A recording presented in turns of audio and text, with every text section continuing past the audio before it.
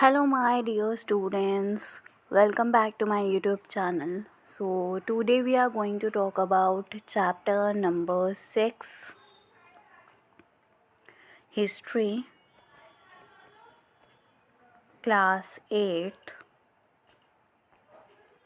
जिसका नेम है Civilizing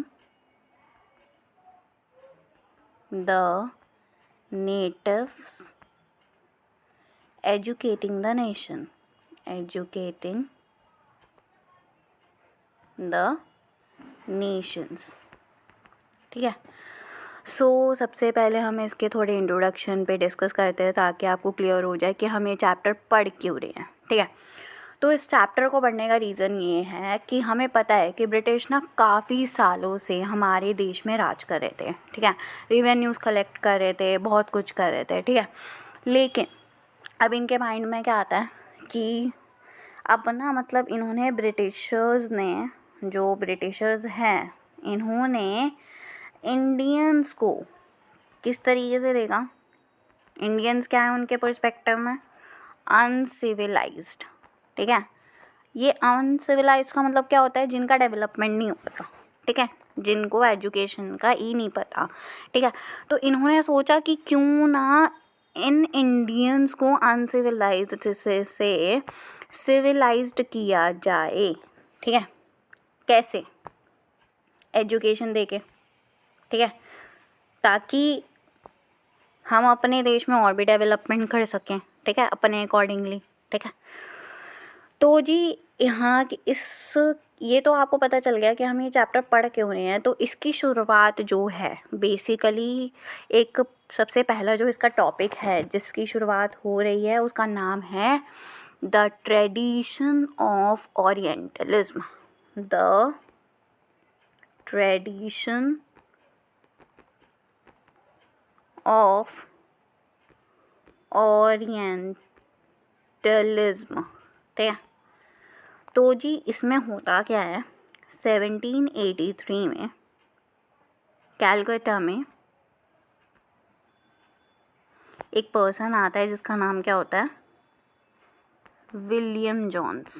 ठीक है. विलियम जोन्स क्यों आता है? रीज़न क्या था? क्योंकि सुप्रीम कोर्ट ने उस टाइम पे जो सुप्रीम कोर्ट था वो कैलकाटा में था. कोर्ट ने इनको एज अ जूनियर जज क्या किया था?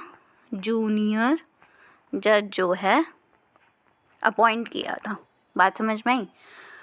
दूसरा यहाँ पे और क्या था कि इनको माना जाता था लिंग्विस्ट.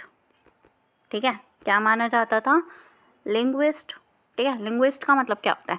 अगर मैं बोलूँ कि एक पर्सन को 2 से 3 लैंग्वेजेस आती हैं, मतलब एक नॉर्मल पर्सन को 2 से 3 लैंग्वेजेस आती है, लेकिन जिसको 3 से ज़्यादा आती हैं उन्हें हम कौन सी कैटेगरी में रखते हैं? लिंग्विस्ट की कैटेगरी में. किस में रखते हैं? लिंग्विस्ट की कैटेगरी में.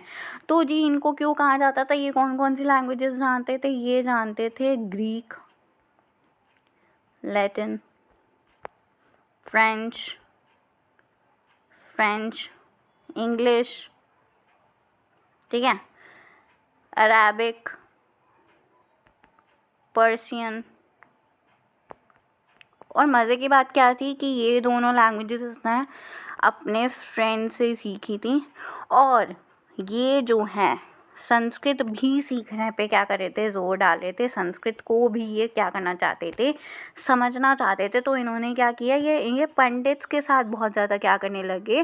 टाइम स्पेंड करने लगे टू अंडरस्टैंड द संस्कृत. बात समझ में आई? क्लियर हुआ?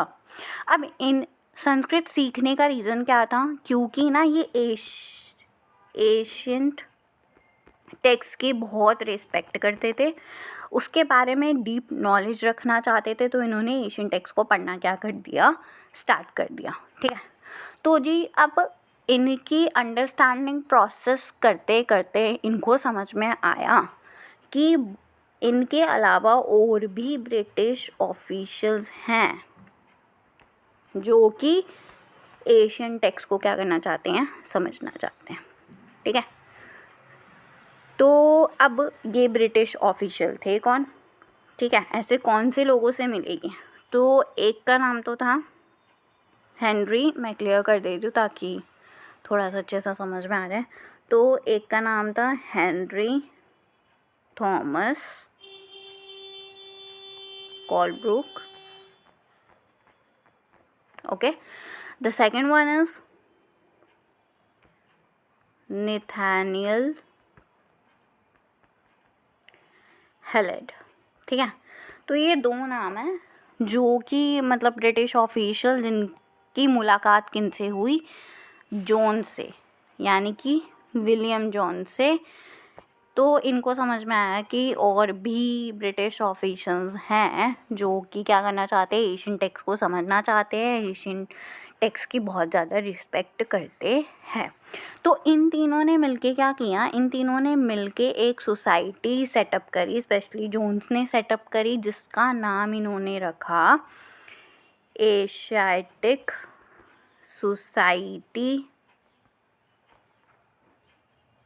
ऑफ बंगाल, ठीक है, ओके। और अपने जो इस सोसाइटी में इन्वॉल्व थे, जैसे कि ये तीनों, तो इन्होंने इनका अपने आप को क्या नेम दिया,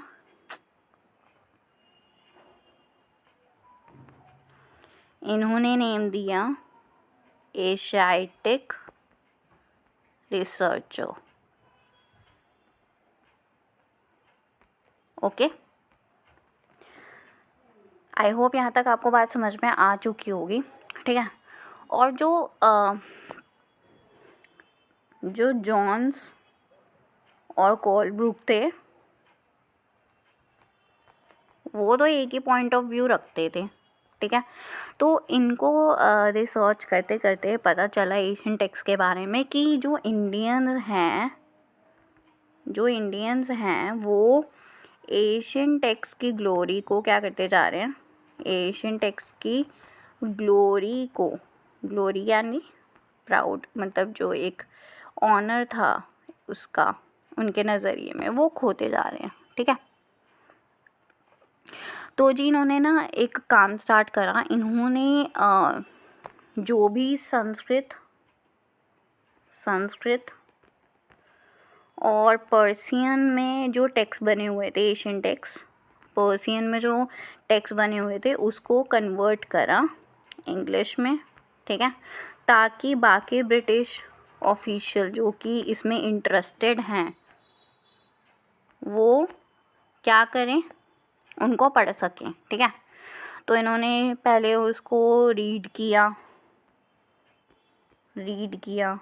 अंडरस्टैंड किया और फिर ट्रांसलेट किया, ठीक है। ट्रांसलेशन के साथ साथ उनका एक और क्या फ़ायदा हुआ कि उनका एक मकसद और था कि जो उसकी ग्लोरी जो है वो डिसअपीयर हो गया, वो क्या हो जाएगी, दोबारा से अपीयरेंस में आएगी, ठीक है, क्लियर हो गया। तो इसी के चलते बहुत से ब्रिटिश ऑफिशियल्स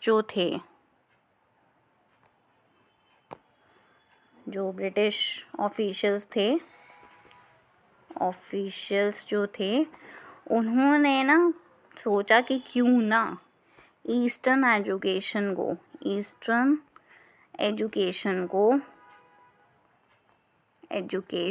को प्रमोट किया जाए, एशियंट एजुकेशन को प्रमोट किया जाए। अभी ईस्टर्न एजुकेशन क्या थी भाई, हमारी वही एशियन टेक्स्ट, इंडियन की जो स्टडीज़ होती हैं उनको ईस्टर्न एजुकेशन के नाम से जाना जाता है, और जो फॉरेन एजुकेशंस होती हैं उनको हम क्या कहते हैं, वेस्टर्न एजुकेशन। बात समझ में आ गई। तो उनको प्रमोट किया जाए, इसके चलते इन्होंने क्या किया, इन्होंने कैलकाटा में एक मद्रासा कॉलेज को सेटअप किया 1781 में, ठीक है। तो ये क्या करता था, ये पढ़ाता था इनको अरेबिक और इस्लामिक लॉज के बारे में पढ़ाता था, ठीक है। दूसरा, इन्होंने 10 साल बाद, अभी मैं आपको बताती हूँ, 10 साल बाद 1791 में बनारस में हिंदू कॉलेज सेटअप किया, ठीक है। ये संस्कृत जैसी लैंग्वेजेस को क्या करता था, एक्सप्लेन करता था, मतलब पढ़ाता था, ठीक है। क्लियर हो गया। तो ये यहाँ पे इस तरीके से हुआ। अब देखो, ये तो अभी हमने जो भी पढ़े वो सारे के सारे क्या थे, पॉजिटिव पॉइंट्स। किसके बारे में थे, एशियन टेक्स्ट के बारे में, ठीक है, या एशियन जो हमारी ईस्टर्न एजुकेशन है उसके बारे में। लेकिन कुछ एरर्स भी थे। ज़रूरी नहीं है कि सारे ब्रिटिश ऑफिशियल्स चाहते थे कि ईस्टर्न एजुकेशन को प्रमोट किया जाए। बहुत से ऐसे ब्रिटिश ऑफिशियल्स जो थे उन्होंने ईस्टर्न एजुकेशन को क्या किया, उनको क्रिटिसाइज़ भी किया, ठीक है। तो क्रिटिसाइज़ करने का क्या रीज़न था, मैं आपको बताती हूँ, 1 मिनट। तो इसी के चलते एक नेक्स्ट टॉपिक है जो कि है grave errors of the east. Grave errors of the east, ठीक है। तो इस टॉपिक की शुरुआत जो है वो ऐसे होती है कि 19th सेंचुरी की शुरुआत में अर्ली एजेस में जो है बहुत से ब्रिटिश ऑफिशियल्स जो थे, जो कि ईस्टर्न एजुकेशन के फेवर में नहीं थे, ठीक है, ईस्टर्न एजुकेशन को प्रमोट नहीं करना चाहते थे। उन्होंने कुछ ऐसे शब्दों का प्रयोग किया कि जो ईस्टर्न एजुकेशन है वो फुल ऑफ एरर्स है और नॉन सीरियस है, यानी कि इसको पढ़ाने का कोई रीज़न ही नहीं बनता। तो इन्होंने क्या किया, इन्होंने ना ओरिएंटलिस्ट पे अटैक करना स्टार्ट कर दिया, not by weapon but by words, ठीक है। तो हाउ, देखो, ओरिएंटलिस्ट का मतलब क्या होता है, जो होता है स्कॉलर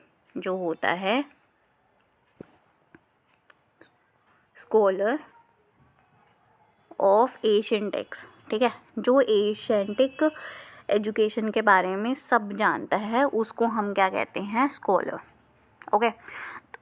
उसे हम उसे ओरिएंटलिस्ट कहते हैं, ठीक है। तो हुआ क्या, यहाँ पे ना 2 व्यूज़ आएंगे आपके सामने, मैं आपको बता देती हूँ, ठीक है। एक सबसे पहले है जेम्स मिल, ठीक है। दूसरे हैं हमारे थॉमस बैबिंगटन मैकॉले,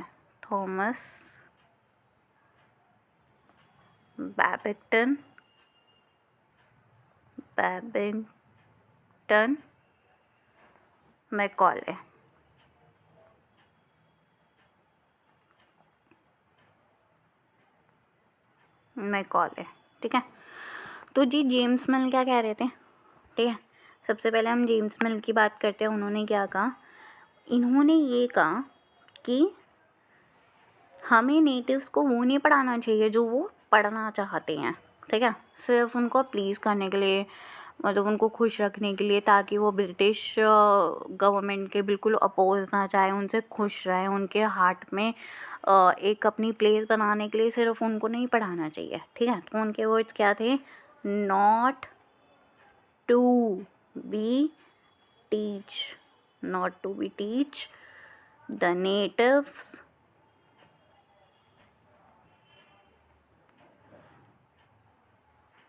मैंने अभी थॉमस मैकॉले का इरेज कर देती हूँ ताकि आपको थोड़ा सा क्लियर हो जाए, ठीक है।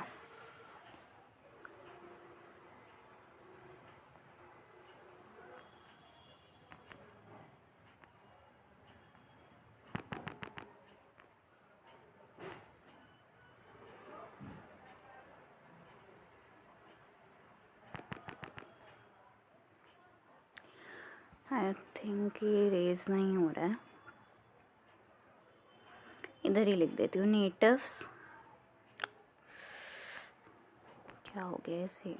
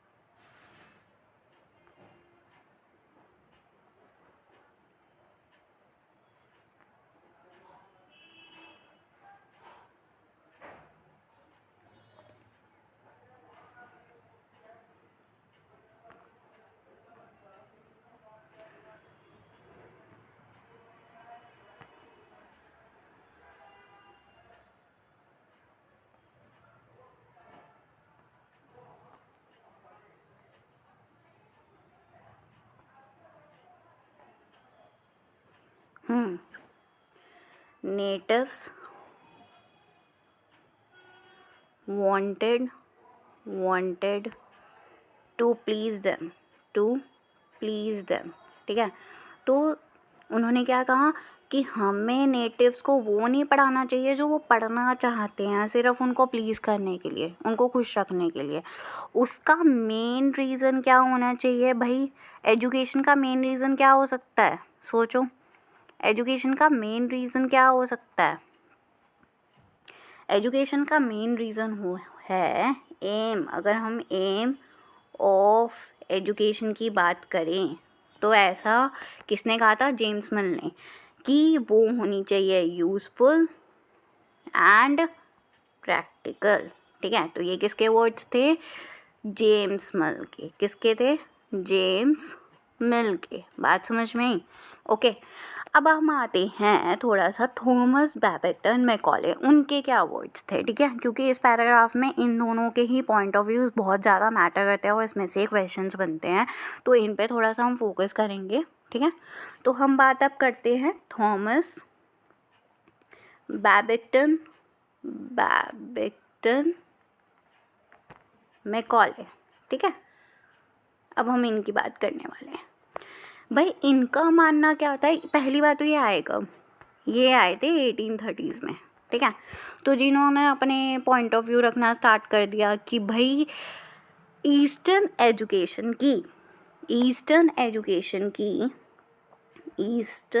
एजुकेशन यानी कि जो इंडियन एजुकेशन जो लैंग्वेज बेस्ड होती है, उसकी कोई भी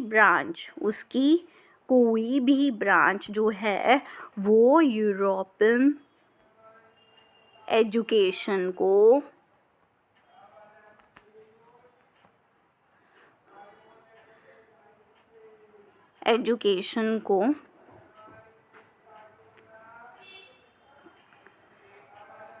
यूरोपियन एजुकेशन के अकॉर्डिंगली मीट नहीं कर सकती, जो उसकी रिक्वायरमेंट्स है उसके अकॉर्डिंगली वो मीट नहीं कर सकती। यानी कि ईस्टर्न एजुकेशन में इतनी पावर ही नहीं है कि वो उसको क्या कर सके, compete कर सके, किसको? यूरोपियन एजुकेशन को। बात समझ में आई? ठीक है। उनके कुछ ऐसे वर्ड्स थे जो कि मैं आपको बताना चाहती हूँ, जो कि जिसमें से एग्जैक्ट क्वेश्चन बन भी सकता है कि ये किसके वर्ड्स थे, 1 मार्क्स में आ सकता है। या आप अपने आंसर में जब आप थॉमस बैबेटन मैकॉले के थॉट्स बताओगे तो उसमें भी मेंशन कर सकते हो, ठीक है। तो वो कौन से वर्ड्स थे? A single shelf of a good European library was worth the whole native, worth to teach the whole native, ठीक है। तो ये किसके वर्ड्स थे? थॉमस बैबेक्टन के, कि यूरोपियन लाइब्रेरी की एक सिंगल शेल्फ ही जो है इंडियन के पूरे नेटिव होल नेटिव को पढ़ाने के लिए कैपेबल है। बात समझ में आई? तो ये वर्ड्स जो है किसके द्वारा कहे गए थे? थॉमस बैबेक्टन मैकॉले के थ्रू। आई होप आपको ये समझ में आया होगा। तो गाइस आगे बात करते हैं, ठीक है। तो जी इन्होंने ना क्या किया, इन्होंने ब्रिटिश गवर्नमेंट को अर्ज किया, क्या किया? स्टॉप वेस्टिंग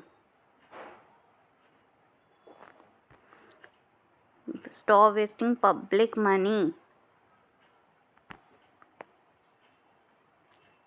to promote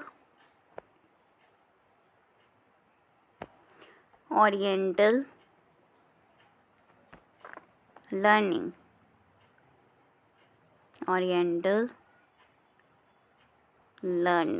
ठीक है। तो जी वो कह रहे थे कि भाई लोगों का ना पैसा बर्बाद जो है करना बंद करो ओरिएंटल लर्निंग को सिखाने में, क्योंकि भाई इसका तो कोई फ़ायदा नहीं है, इसका कोई यूज़ नहीं है, इसमें कोई प्रैक्टिकल नॉलेज नहीं है, इससे कोई फ़ायदा नहीं होने वाला, ठीक है। तो जी इन्होंने किस चीज़ पे एम्फसाइज़ किया? इन्होंने इस चीज़ पे एम्फसाइज़ टू टीच इंग्लिश। तो इन्होंने किस पे एम्फसाइज़ किया? इन्होंने किस चीज़ पे ज़ोर डाला? इन्होंने एम्फसाइज़ किया टू टीच इंग्लिश। ऐसा क्या आता है इंग्लिश में?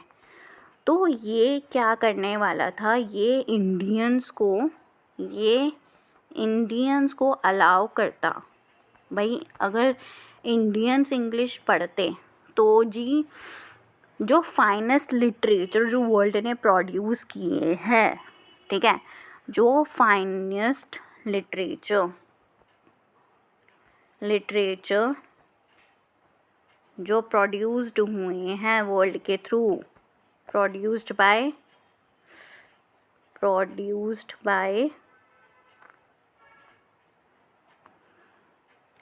वर्ल्ड, वो उसको इजीली क्या कर पाते? अंडरस्टैंड कर पाते, समझ पाते, जब उनको इंग्लिश समझ में आ जाती। बात समझ में आई? तो यही रीज़न था ताकि कि जो थॉमस बैबेक्टन मैकॉले थे वो इंडियंस को इंग्लिश पढ़ाना चाहते थे, इंग्लिश को समझाना चाहते थे, ताकि वो वर्ल्ड के फाइनेस्ट लिटरेचर को पढ़ सके। बात समझ में आई? इससे आगे क्या फ़ायदा होने वाला था?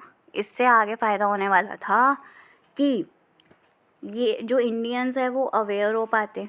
किस चीज़ के लिए अवेयर होना था भाई? इनको अवेयर होना था कि वेस्टर्न साइंस में या एंड फिलॉसफी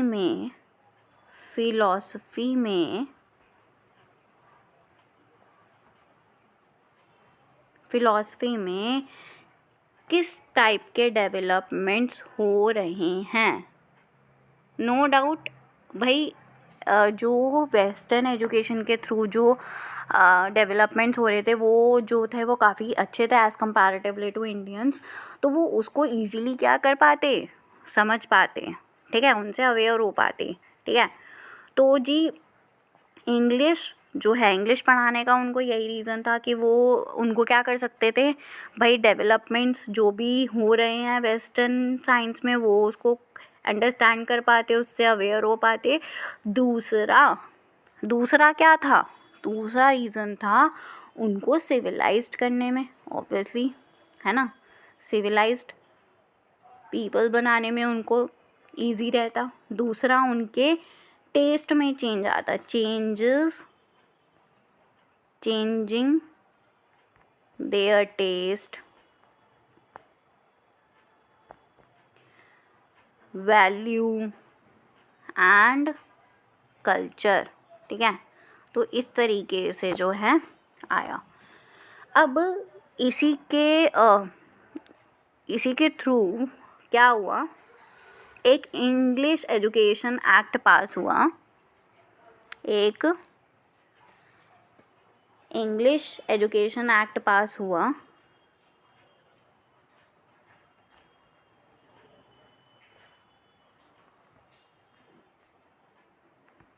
कब हुआ? 1835 में।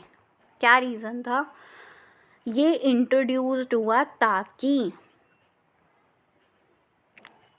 उन्हें इंग्लिश पढ़ाई जाए। दूसरा, अगर आप हायर एजुकेशन को प्राप्त करना चाहते हैं, हायर एजुकेशन को प्राप्त करना चाहते हैं तो आपके लिए इंग्लिश क्या है? मैंडेटरी है। ठीक है, तो ये रीज़न था, मैंडेटरी है।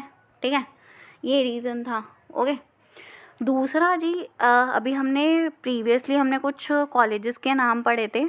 अगर नहीं आता तो मैं यहाँ पे एक बार लिख देती हूँ, जैसे कि मद्रासा एंड हिंदू कॉलेज। ठीक है, जो ओरिएंटल लर्निंग पे क्या कर रहे थे? ओरिएंटल लर्निंग पे फोकस कर रहे थे। तो इन्होंने ऐसे इंस्टीट्यूशंस को क्या कहा था? ऐसे इंस्टीट्यूशंस को कहा था टेम्पल ऑफ डार्कनेस। क्या कहा था? Temple of darkness. कि भाई इसमें कुछ नॉलेज नहीं मिलने वाली, इन्होंने ऐसे बोला।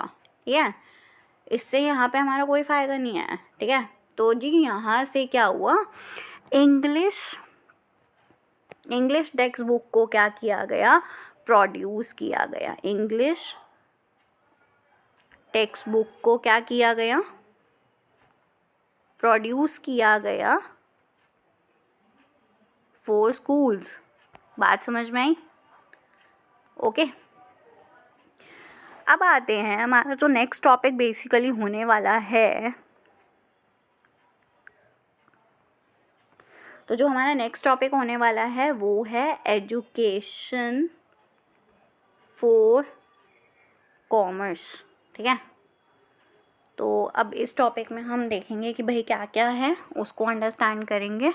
थोड़ा सा इसे क्लियर कर लेते हैं। तो जी इसकी शुरुआत होती है 1854 में। ठीक है, 1854 में हुआ क्या था कि जो ईस्ट इंडिया कंपनी है, ईस्ट इंडिया कंपनी जो है, उसके कोर्ट ऑफ डायरेक्टर्स ने, उनके कोर्ट ऑफ डायरेक्टर्स ने क्या किया? लंदन में इन्होंने एक एजुकेशनल डिस्पैच भेजा। ठीक है, इन्होंने एक एजुकेशन डिस्पैच भेजा। ओके, अब इस एजुकेशनल डिस्पैच में था क्या, पहले इसको समझते हैं। अच्छा, इससे पहले एजुकेशनल डिस्पैच भेजा किसको गया था? ये भेजा गया था governor general in India. Governor general of India.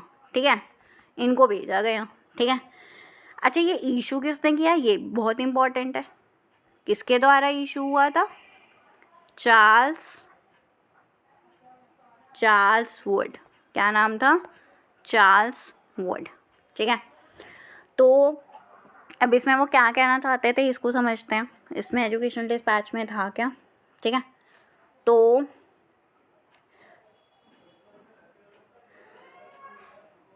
इसको, हाँ मैं एक चीज़ और बता दूँ, इस चार्ल्स वुड ने इसको इशू किया था, इसकी वजह से इस डिस्पैच का नाम रखा गया था वुड्स डिस्पैच। आई होप समझ में आ गया होगा। इसको वुड डिस्पैच के नाम से भी जाना जाता है। ठीक है, तो जी इसमें इन्होंने एम्फसाइज किया कि किसके बारे में एम्फसाइज किया? बेनिफिट्स ऑफ प्रैक्टिकल नॉलेज के बारे में इन्होंने इसमें बेनिफिट्स बताए। ठीक है, कि क्या क्या फ़ायदे हो सकते हैं। ठीक है, अब ऑब्वियसली सी बात है, आप किसी चीज़ को प्रमोट करना चाहते हो तो उसके बेनिफिट्स तो आपको एक्सप्लेन करने पड़ेंगे ना। अगर हमारे देश में कोई चीज़ हो रही है या कोई सर्विसेज प्रोवाइड की जा रही है तो आपको उसके प्रॉफिट्स बताने पड़ेंगे, तभी तो जाके उसको लोग क्या करेंगे, यूज़ करेंगे। ठीक है, तो इस एजुकेशनल डिस्पैच में यही था कि प्रैक्टिकल बेनिफिट्स की बात हो रही थी कि ये बेनिफिट्स प्रैक्टिकल नॉलेज तो थी, बट किसकी थी, यूरोपियन लर्निंग की। किसकी थी, यूरोपियन लर्निंग की, यूरोपियन लर्निंग की। बात समझ में आई। ये उसके बारे में बता रहे थे कि भाई कितने बेनिफिट्स हैं इसके। ठीक है, और ओरिएंटल नॉलेज को किस तरीके की ये टक्कर दे सकता है, किस तरीके से compete कर सकता है। तो चलो फिर इस डिस्पैच में स्टार्ट करते हैं। इसमें जो प्रैक्टिकल यूज़ किया गया था, ये क्या पॉइंट आउट करना चाहते थे, मेन रीज़न क्या था, इकोनॉमिक। ठीक है, इकोनॉमिक पे इन्होंने क्या किया था, पॉइंट आउट किया। ऑब्वियसली की बात है कि भाई हम कोई चीज़ कर ही क्यों रहे हैं, अगर हम कोई कोर्स भी कर रहे हैं, हम कोई नॉलेज भी गेन कर रहे हैं, क्यों कर रहे हैं, इकोनॉमिक को सुधारने के लिए, है ना। दूसरा, ये काम आता है expansion of trade and commerce, trade and commerce. Okay, साथ में इन्होंने बताया कि यूरोपियन लर्निंग को सीखने से क्या हो सकता है, टेस्ट में चेंज आएगा, डिज़ायर्स में चेंज आएगा। ठीक है, ब्रिटिश गुड्स की डिमांड बढ़ जाएगी, ब्रिटिश गुड्स की डिमांड बढ़ जाएगी, है ना, डिमांड बढ़ जाएगी, टेस्ट में चेंज आएगा, इंडियंस ब्रिटिश गुड्स को ख़रीदने लगेंगे, एप्रिशिएट करना स्टार्ट कर देंगे और उनकी चीज़ों को ख़रीदना स्टार्ट कर देंगे। ठीक है, साथ में इन्होंने बोला कि ये जो है इंडियंस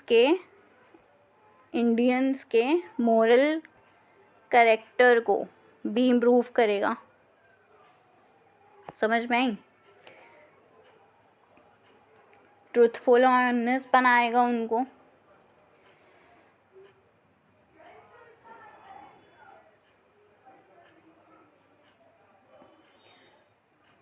तो जी इन्होंने साथ में ये भी बताया कि जो तुम ओरिएंटल लर्निंग जो सिखा रहे हो भाई, उससे फ़ायदा तो देखो हमने अभी देखा है, साथ में कोई स्किल्स को ये डेवलप तो कर नहीं रहा, तो क्यों ही करवाना है, जिस चीज़ से कोई डेवलपमेंट ही नहीं हो रहा तो क्यों करवाना है, क्या ही रीज़न है। ठीक है, इसको तो इससे एडमिनिस्ट्रेशन को कोई फ़ायदा हो ही नहीं रहा, तो हमें वो चीज़ करनी है जिससे क्या है, एडमिनिस्ट्रेशन को फ़ायदा हो।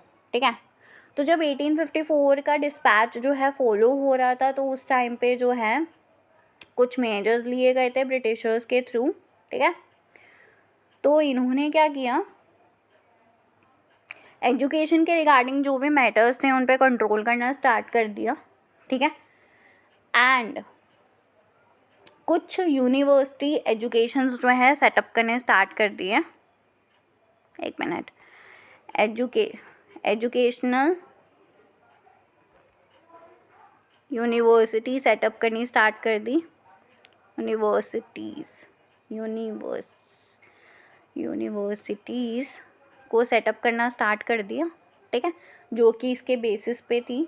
ठीक है, तो 1857 के दौरान की अगर हम बात करें तो जो लास्ट चैप्टर था व्हेन पीपल रेबल, उसमें क्या हो रहा था, उस टाइम पे मेरठ और दिल्ली में रिवॉल्ट चल रहे थे, है ना, मेरठ और दिल्ली में रिवॉल्ट चल रहे थे। ठीक है, तो उस टाइम पे कैलकाटा में यूनिवर्सिटी सेटअप्स हो रही थी, कैलकाटा में उस टाइम पे क्या हो रही थी, यूनिवर्सिटी सेटअप हो रही थी। तो ये एक बहुत बड़ा चेंज था फॉर द स्कूल एजुकेशन। ठीक है, तो अभी हम इस वीडियो को यहाँ पे ही ख़त्म करते हैं। ठीक है, आई होप आपको इस वीडियो को देख के समझ में आया होगा ये चैप्टर। आगे हम डेफिनेटली इसको कंटिन्यू करेंगे चैप्टर को। अगर आपको इस वीडियो से कोई बहुत ईजीएसली आप ये चैप्टर समझ पा रहे हैं तो प्लीज़ मेरे चैनल को सब्सक्राइब करें। Thank you.